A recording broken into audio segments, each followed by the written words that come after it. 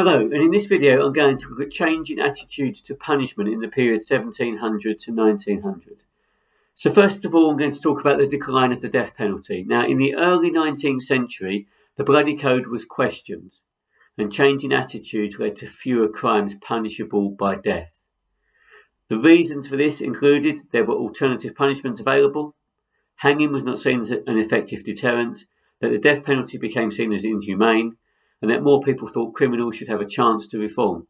Now, what we need to remember, though, with this is that this change in the period 1700 to 1900 comes in the latter half of this period, so in the early, mid, and then late 1800s. So in the early 1700s, we actually see the number of crimes punishable by death increasing, and it's only in the second half of this period, so in the 19th century, that we see attitudes changing and the knock-on effect of fewer crimes becoming punishable by death.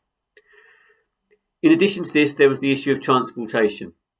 So after 1783, when Britain lost its colonies in North America, convicts were instead transported to Australia.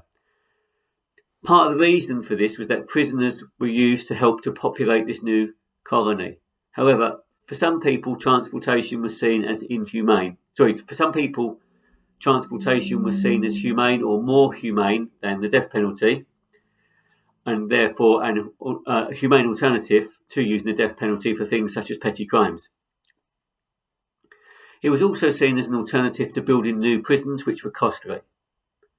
But then in 1868, transportation came to an end, in part due to changing attitudes, but there were a number of other reasons as well for this, such as the fact of the gold rush in Australia, where gold was discovered in Australia, and in fact for some people going to Australia could have been seen as a better option for life chances, because once there was the potential, once they'd served their time as a convict, to gain a fortune in Australia. We also see the ending of public executions. Now, public executions stopped for a number of reasons. Firstly, because public executions didn't appear to reduce crime. And in fact, the large crowds that gathered to watch the public executions led to more opportunities for crime. And in fact, in some respects, the public attending these executions treated it a bit like a carnival or party atmosphere. And indeed, sometimes treated the convict as a hero. Policing the crowds at these public executions was difficult and expensive, and over time high-profile individuals began to criticise the public executions. In terms of punishment, though, we also see a change in terms of prison reform and prisons. So we increasingly will start to see prisons used actually as a punishment, whereas in the past they've been used as a holding place and there were more purpose-built prisons. But the use of prison as a punishment then grows during the 18th and 19th centuries.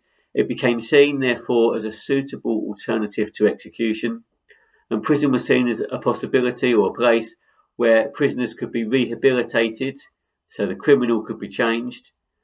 It would also be seen as an effective punishment and a deterrent, all rolled into one.